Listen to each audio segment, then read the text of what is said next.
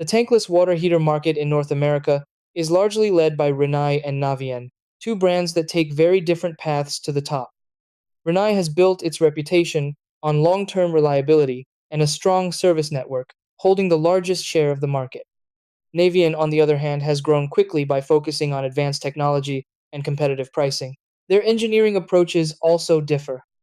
Rinnai typically uses a copper primary heat exchanger with a stainless steel secondary system in condensing models, sticking to a time-tested design.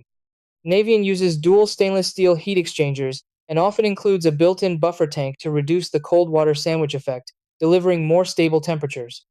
In terms of efficiency, both brands perform exceptionally well, with ratings in the mid to high 90 range. Navien offers a higher turndown ratio for more precise modulation and a longer heat exchanger warranty, while Rinnai has slightly fewer early service calls and a strong reputation for durability.